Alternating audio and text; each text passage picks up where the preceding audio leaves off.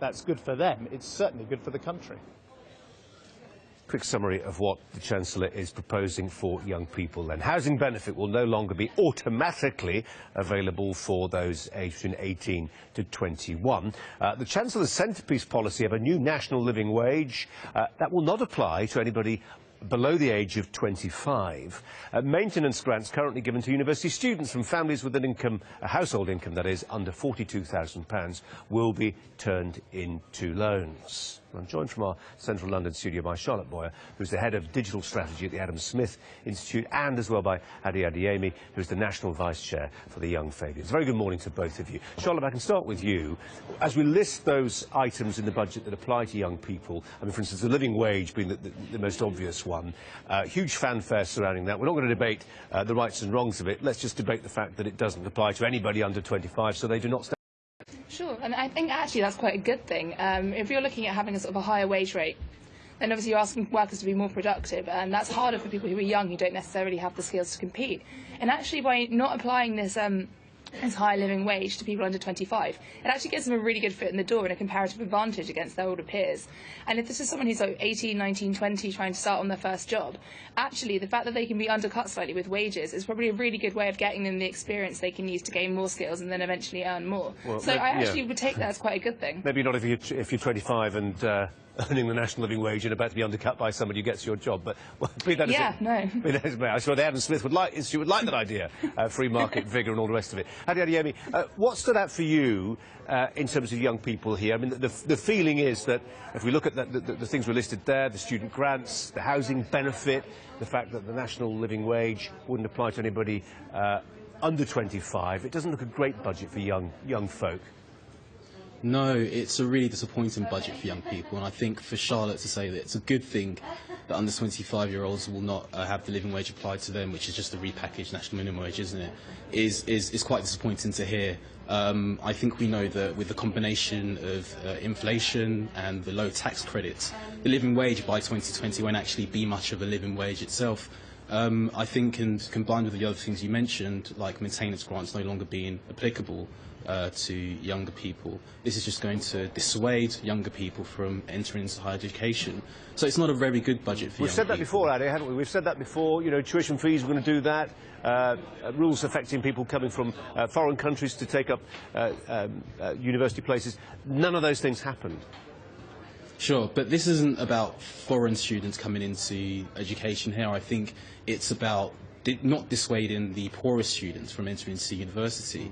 What we have now in this policy going forward is that the poorest entering into university will now leave with the most debt, and that's not fair. That doesn't lead to a fairer society, and I think you talk about the free market economy, as you mentioned there, and we know that aspiration and ability are very likely to be hampered by circumstance, and if we aren't putting young people on the same equal footing, we're not giving people a chance. This is a very short-term budget for a Chancellor who wants to get into number 10. It's not.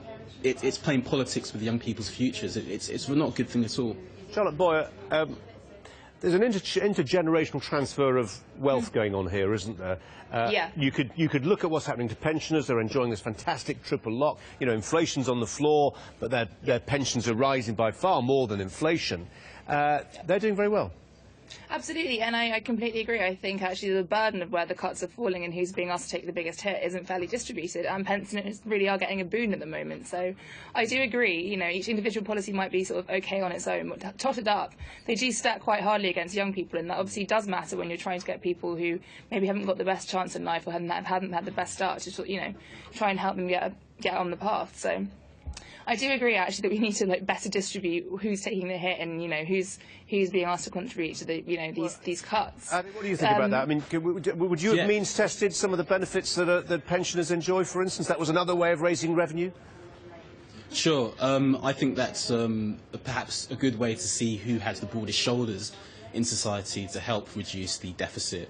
I think Charlotte has just agreed that it's not perhaps such a good thing that younger people are being hit. So to say that the living wage shouldn't apply to under 25-year-olds and the housing benefit shouldn't apply to 18 to 21-year-olds, I don't see how anybody can agree or say this is a great budget for good people. I think that, yes, we have to reduce the deficit, but we have to make sure that all people across society aren't being And this budget comes nowhere close to that for under 25-year-olds. Tuition fees, living wage, housing benefits. The message that's being sent out is one of, if you're a young person, the future isn't looking particularly bright. But Adi, you'll get a job, won't you? I mean, just leaving all those things aside, isn't the key thing really that people actually have a job?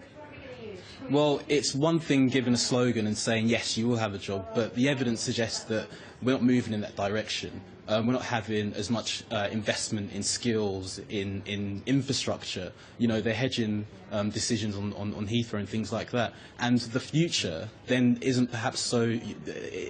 one can't be so confident to say that, yes, we will guarantee young people a job in the future.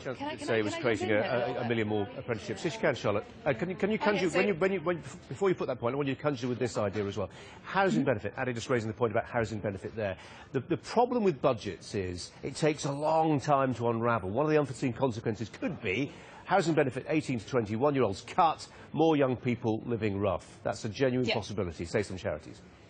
Absolutely. So I'll start with just the living wage point. I know we're not going to go into detail about whether it's a good thing or not, but it's predicted that this high minimum wage, this higher sort of living wage, is going to cause 60,000 sort of job losses, and there's lots of jobs which would have been created which won't necessarily happen, and it's going to come at a cost to the economy of £1.5 billion.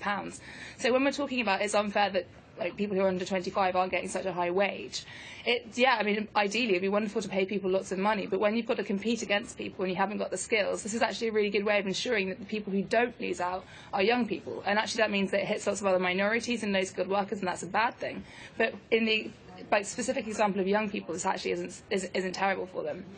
And yeah, housing benefit, when you come down to it, lots of unintended consequences. I'm sure George Osborne wants people to stay at home and go to college instead of moving out and having a family or something. But things are hard to unwind, and what we're doing when we're kind of tinkering around the edges of who gets housing benefit or who pays what rent, so we're not addressing the fundamental issue, which is that we've got a chronic undersupply of housing, and we need to build far more than we're doing. Charlotte, that's another big debate. We haven't got time for it now. Charlotte Bowyer and Adi Amy, thanks very much indeed for your time. Thanks a lot. Jane. Thank you. Now, we should learn today how Greece plans to tackle its debt crisis and avoid going bankrupt. Prime Minister Alexis Tsipras has promised to deliver a credible reform plan by the end of the day. Well, let's cross to Athens. Our correspondent Katie Stallard. Katie, do we have any idea at all what Greece are going to propose?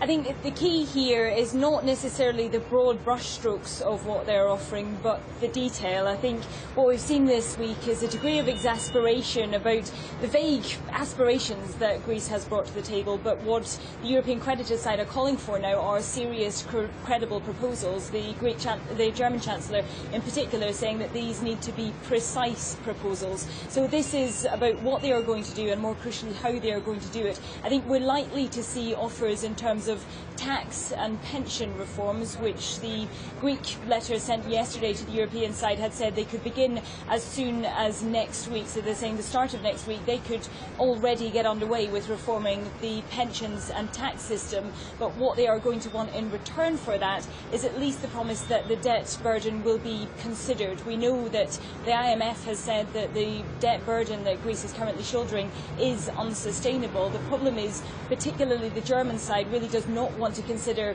a haircut or writing off a portion of that debt. But I think we're going to see quite serious negotiations about whether at least a portion of that debt could be restructured, whether it could be paid back over a longer period of time. The deadline, and we repeatedly hear deadlines in the course of Greece and the euro crisis.